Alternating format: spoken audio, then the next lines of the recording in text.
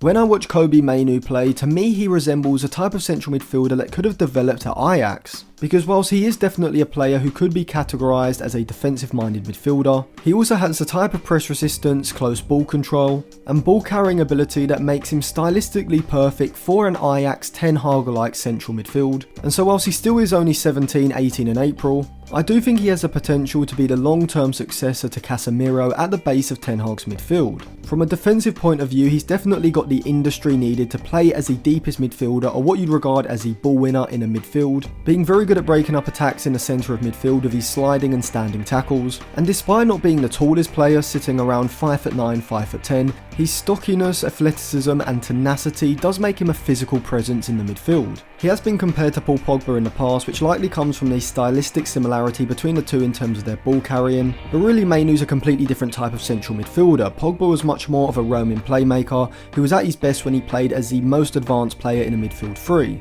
However, Mainoo's defensive ability and positional discipline makes him perfect to play in either one of the other two deeper positions in the midfield, and I think the best midfield role for Mainoo to develop in is going to be as the regista, as the deepest player in a midfield, playing in the same sort of role we see Casemiro playing in for Ten Hag's United. And this is because to accompany his strong tackling ability, he's also extremely comfortable when receiving the ball under pressure in his own defensive third during the build-up phase, and having the composure along with the close ball control to receive the ball and swivel quickly away from the pressing player before driving forward, carrying the ball past the press. And if you watch my video on the roaming playmaker explaining what Enzo Lefebvre and Frankie de Jong could bring to Manchester United's midfield, which will be linked in the description, you'll see how important it is to have a midfielder who can receive the ball in these types of positions and provide this sort of ball progression, as it's going to allow United to play out of aggressive pressing situations through an individual player like Kobbie Mainoo, rather than having to play a series of short passes between a few different players, which obviously is a lot higher risk and harder to do effectively. And so by having a player like Mainoo in your midfield,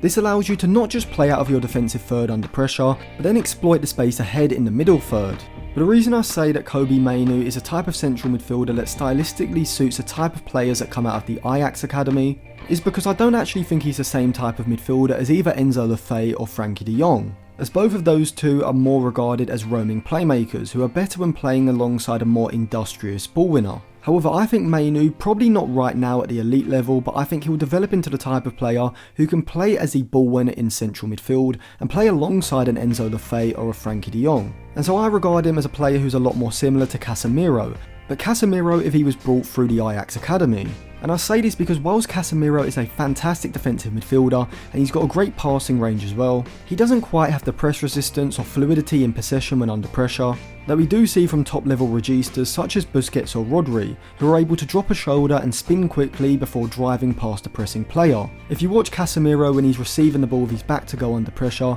he's far more likely to attempt a first time pass round the corner, instead of controlling the ball before dropping the shoulder and spinning away from the player. And that is more of a stylistic difference between players like Kobbie Mainoo, Rodri and Busquets, and other players like Casemiro, who whilst play the same position do have slightly different attributes. And so I think Mainoo could be the perfect player long term to play as a deep single pivot at the base of Ten Hag's midfield. But obviously Mainoo still needs to develop his game significantly in order to reach the standard needed to be a starter in this United side. And whilst I do think he excels at ball carrying, being able to drive through the centre of the pitch, bypassing players in central areas in a similar way to how Moussa Dembele did for Tottenham in the mid-2010s, I still think he needs to work on his progressive passes from deeper positions, as whilst he can switch play with a lofted or clipped pass out to the flanks, he doesn't yet quite have the eye or the ability to thread a pass through the midfield into players between the lines, and that is obviously going to be crucial for United in that deeper midfield area when they come up against deeper compact defensive units. And so whilst Kobbie Mainoo does have huge potential, he's still not the finished article,